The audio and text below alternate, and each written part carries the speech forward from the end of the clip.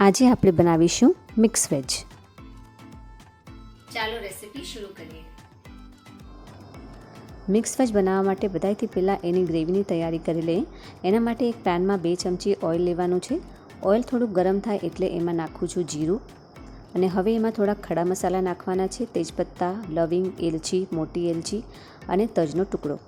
બધા જ મસાલાને સરસથી મિક્સ કરી લઈશું। હવે એમાં 2 મોટી ડુંગળી નાખી છે, આવી રીતે લાંબી લાંબી પીસીસમાં કટ કરીને। 8 થી 10 લસણની કણી અને 1 ઇંચ આદુનો ટુકડો સરસથી મિક્સ કરી લઈશું। 2 થી 3 મિનિટ આપણે એને કૂક કરી લઈશું।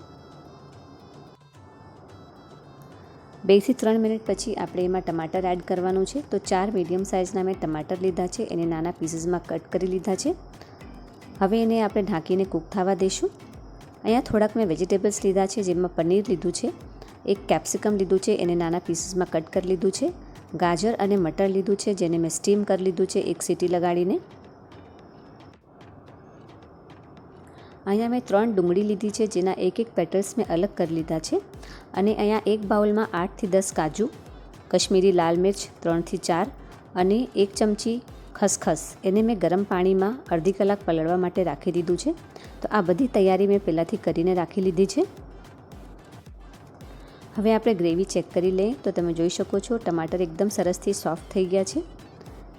તો હવે આને એક બાઉલમાં આપણે કાઢી લઈશું અને ઠંડુ થવા દઈશું। કઢાઈમાં અડધી વાટકી પાણી નાખીને એને પણ આમાં એડ કરી દેવાનું છે, તાકી એમાં ઓઇલ ને મસાલા જે લાગેલા છે એ એના અંદર આવી જાય। અને ગાજર અને મટરને મેં આવી રીતે ચાયણીમાં સ્ટીમ કર્યું છે કુકરમાં રાખીને, તેમાં પાણી એડ નથી કરવાનું। અહીંયા ફરીથી એક પેનમાં 2 ચમચી ઓઇલ નાખવાનું છે। ઓઇલ થોડું ગરમ થાય એટલે ડુંગળી અને કેપ્સિકમ એડ કરી દઈશું, અને 2 થી 3 મિનિટ આને આપણે હાઈ ફ્લેમમાં સોતે કરવાનું છે। 2 થી 3 મિનિટ પછી તમે જોઈ શકો છો હલકો બ્રાઉનિશ કલર એમાં આવી ગયો છે। એકદમ સોફ્ટ કૂક નથી કરવાનું આને। હવે આમાં ગાજરને મટર એડ કરી દઉં છું, સરસથી મિક્સ કરી લઈશું, અને હવે સાથે પનીર પણ એડ કરી દેવાનું છે। તો ફ્રેન્ડ્સ, તમે જોયું હશે જ્યારે પણ મિક્સ વેજીટેબલ બનાવતા હોઈએ તો બધા વેજીટેબલ્સને ઓઇલમાં ફ્રાય કરવાનું હોય છે, પણ અહીંયા આપણે ફ્રાય નથી કર્યું, ફ્રાય કર્યા વગર બનાવીએ છીએ।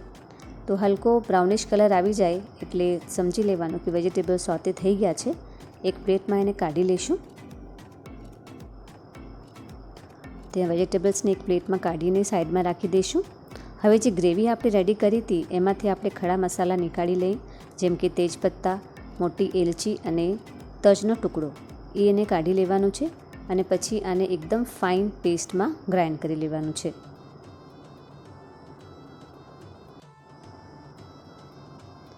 તે ગ્રાઇન્ડરમાં એને એડ કરી દઈશું, અને જે આપણે કાજુને મરચાંને પલાળવા માટે રાખ્યા હતા એને પણ આમાં એડ કરી દેવાનું છે।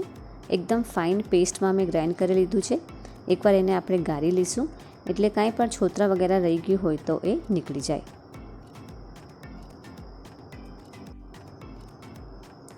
ફ્રેન્ડ્સ, જ્યારે પણ આપણે રેસ્ટોરન્ટમાં મિક્સ વેજનો ઓર્ડર કરીએ તો તમે જોયું હશે કે એની ગ્રેવી એકદમ ક્રીમી ટેક્સચરની હોય છે।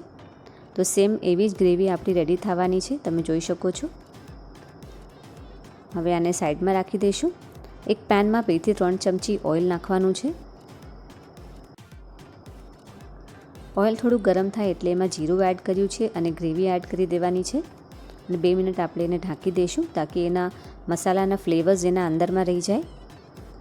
2 મિનિટ પછી આપણે સરસથી એને મિક્સ કરી લઈશું।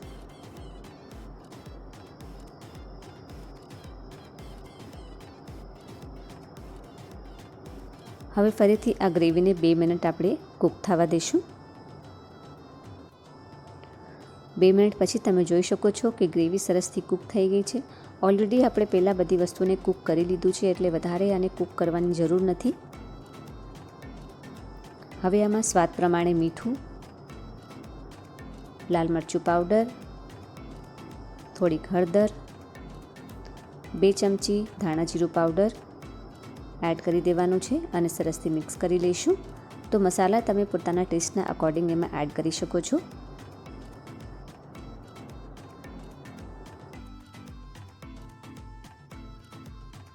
હવે આપણે બધા વેજીટેબલ્સ એમાં એડ કરી દેવાના છે। સરસથી મિક્સ કરી લઈશું.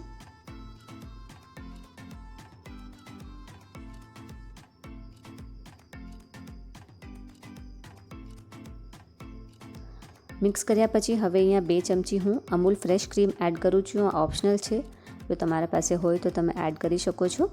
અને અડધી ચમચી જેટલી કસૂરી મેથી પણ એડ કરું છું. તો કસૂરી મેથી જરૂરથી એડ કરજો, આનાથી મિક્સ વેજનો ટેસ્ટ બહુ સરસ લાગતો હોય છે. સરસથી મિક્સ કરી લઈશું અને 2 મિનિટ એને કૂક થવા દઈશું. અને પછી આપણી મિક્સ વેજીટેબલ બનીને એકદમ રેડી થઈ ગઈ છે.